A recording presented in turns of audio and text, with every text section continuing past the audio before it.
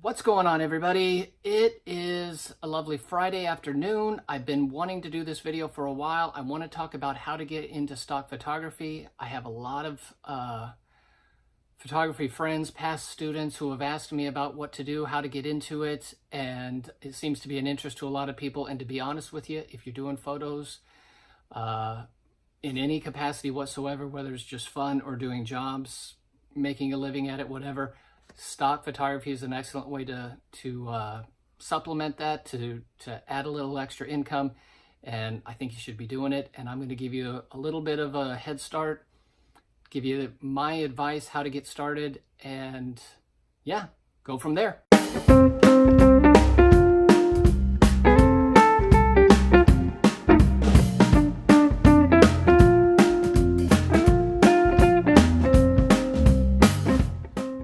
Before I get started, let me give a brief description of what stock photography is for those who are not familiar with it.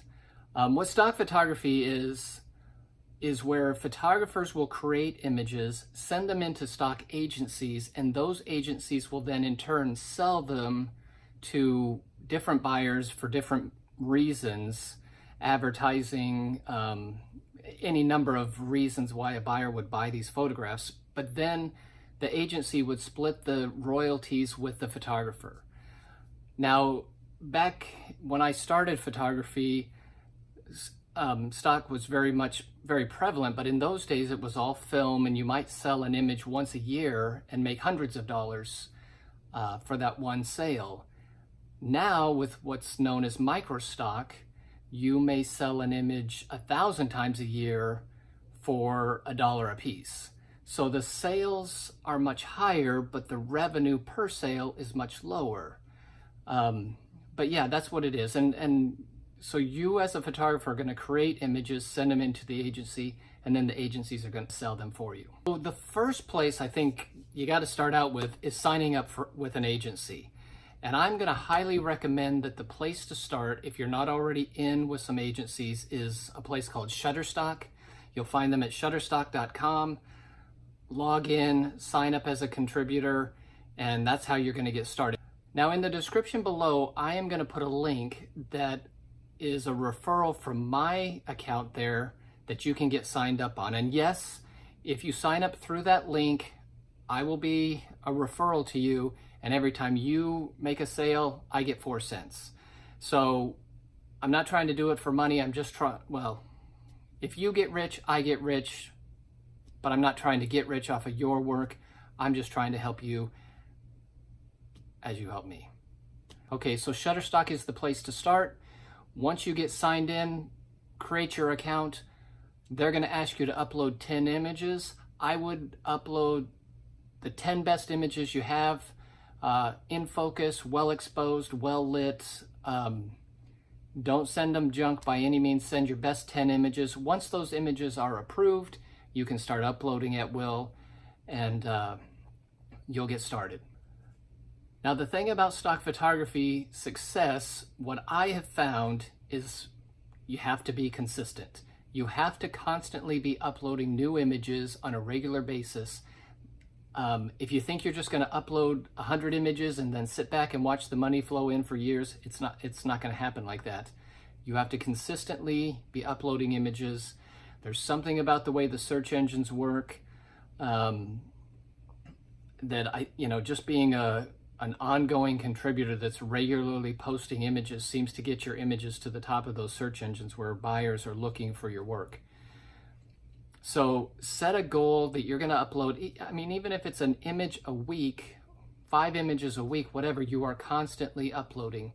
And I think you'll see more success. Once you've got your 10 images approved, or at least your profile has been approved, and you are free to start uploading images, the question is, what kind of images am I going to upload? Certainly you want to upload images that are going to sell, that have a saleability to them, but also I'll tell you, quantity is certainly important. The more images you have out there, the more chances you have to sell. However, 1,000 mediocre bad images are not anywhere near 100 top of the line quality images. So quantity is important, but certainly quality is as well.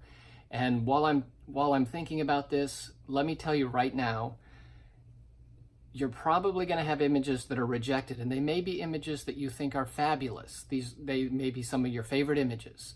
And for whatever reason, the person that reviewed them at the agency says, hey, they're slightly out of focus, or for whatever reason, they've rejected them. Don't take it to heart. Have a little bit of thick skin, move on, keep going. If you want to correct what they said is wrong with it, if they say there's artifacting or there's noise and you want to go correct that and resubmit it, by all means do it. I don't spend a lot of time anymore trying to correct images that get rejected just because it's a time issue. And what I have found, most of the images that get rejected, if I fight to get them in, and I eventually do, they don't end up selling a whole lot anyway. So I personally, I don't spend a lot of time with that, but I'm just warning you, have thick skin and don't get downhearted about it and give up by any means. Just keep plugging away. We all have images that get rejected. So in terms of what to shoot, my best advice is to maybe shop around on the website, look through Shutterstock, see what's, there is a whole section of most popular images or what's trending.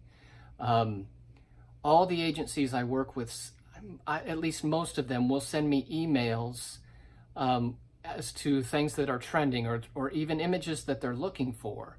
And so they'll give you some kind of idea, what to shoot if you want to follow those guidelines and those suggestions. That's a great place to start. A lot of subject matter is very saturated. So if you were to go take a picture of, if you go to New York and you take a picture of the Statue of Liberty, well, I think you'll find that Shutterstock has thousands, if not tens of thousands of images of the Statue of Liberty. So by all means, take that shot, send it in, but know that there's a lot of competition when it comes to an image like that. And so unless yours has some unique quality to it or something different, it may not stand out from the crowd. Is it hard to come up with ideas that people haven't already done? Absolutely, because everything has been done. But I encourage you, look for things in the market that are not super saturated, that you can maybe fill that void. Now, I have found 3 ways to come up with stock images that seem to produce good results for me. One of those ways is to combine stock shooting with a job that I am hired for. Now, what I mean by that, as an example, if I were to get hired by a bride and groom to photograph their wedding, I could ask them, and you could even work a deal.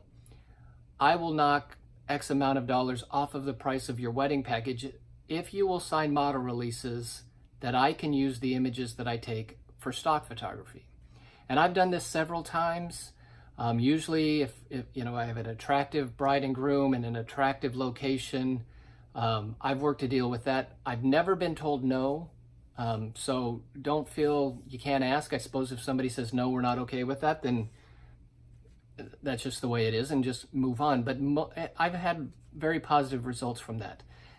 So I'm making money on the job, but I'm also creating stock images as I go. I've done this with portraits. We did a portrait of a I don't know, he was 6 months old maybe. This image sold, one of the sales from this image alone was $125. Now, I'd love to tell you I know where that sold. I think it sold for a diaper company in China or something. I couldn't read the website when I did find it online where I think they used it. So I can't confirm that, but I think it was on packaging for some diaper company. But, it was a portrait job. They hired me to do portraits of their baby. I said, hey, can we do stock photography at the same time? They were fine with that, and that's where I got that image. I've had wedding images sell like crazy. And I'll show you a few examples of those as well. And even wedding venues, or this picture right here that I shot of these Adirondack chairs at the beach. This was at a beach wedding. I probably didn't need a model release or permission from the bride and groom to use this shot, but this was a shot I did at that wedding. So, there's various ways to come up with it in job-related situations. Now, I've also found success in shooting setup shots specifically for stock photography. So if I have an idea, I'm going to shoot, XYZ, I'll set the shot up and do something specifically for stock. I'm often surprised what does sell and what doesn't sell. I'll show you a few that don't sell. This shot that I did of the recycle sign made out of money, in my mind, I thought this is going to be a great seller. It does sell. It doesn't sell a ton.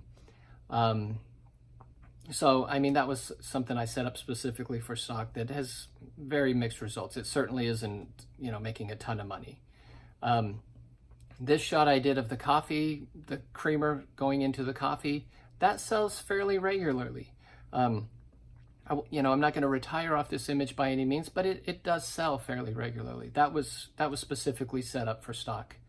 And then this shot I did of my kid, this is his legs in our bathroom. That was a specific stock shoot as well. And in fact, I think we were shooting something else and I just happened to say, hey, stand in here, let's do this. And this one sells actually quite a bit. And then the last one I'll show that I specifically did a photo shoot for purposes of stock was these shots here of my son as a superhero.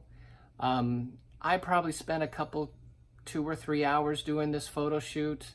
Dressed him up like a superhero with household items. And these images are probably my most sold images of all time. On all the stock agencies that I put them on. And at the moment, I'm on 6 different stock agencies. But these images are definitely my #1 seller. I've seen them on Mythbusters. I saw them on Dr. Laura's website.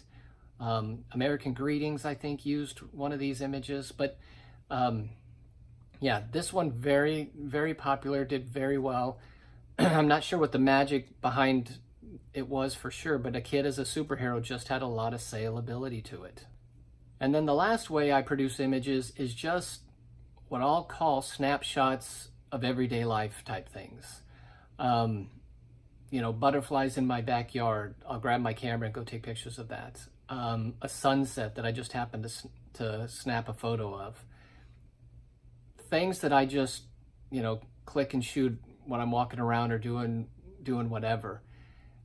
Those images, don't sell a ton. They sell some. Like I said, quantity is important. Quality is probably more important. But sometimes just taking these pictures in my backyard of the butterflies or the sunset, as long as they're nice, well done photos, that's going to up your quantity and build your portfolio. So I think there's some purpose to them. But they're probably not the most successful images. I've done a video on shooting stock with my iPhone, so I have my phone with me all the time. I've started shooting more and more images with that. I actually had an iPhone photo sell, 2 or 3 weeks ago. It was a photograph that I shot at the grocery store of the produce section. Very snapshot in terms of just point the camera and go. But it sold, and it sold in the Netherlands or something. Okay, the other thing that I've done is I did a shoot a while back with some professional models who were looking for a group of people that would work together to produce portfolio pieces. Everybody kind of gives their services for free so that we can all create portfolio work. And I told them I'd be more than happy to do that, but I want signed model releases so that I can use the images for stock. Now they agreed to do that, and I had to output a little bit of money because I had to drive to Raleigh, North Carolina, stayed one night in a hotel, and so I had some expenses involved with it, but it was one of those photo shoots that I was willing to take the chance, take the risk, if you will, to put out a little bit of money in hopes that I would produce images that would sell.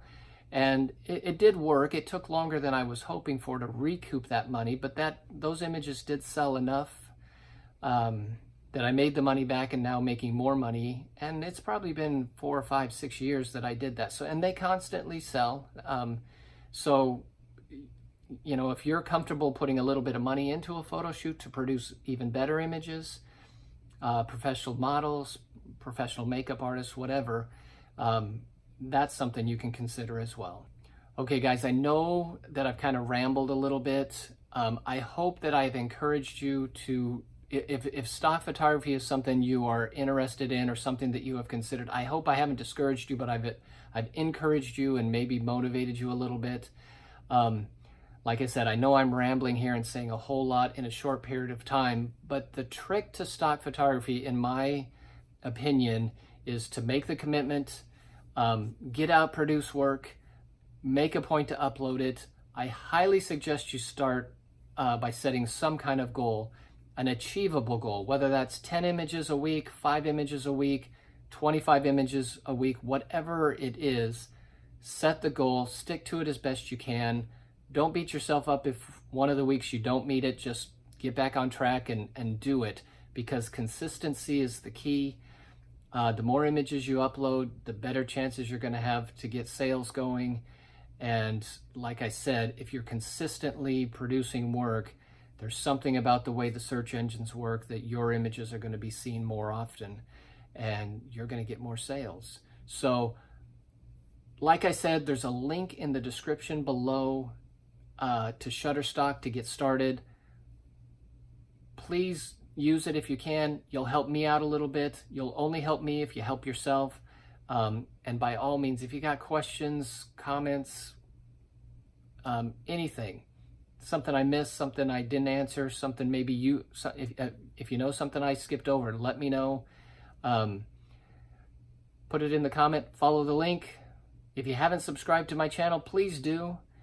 Tell your friends. I thank you for your support, and I'll see you next time. Bye.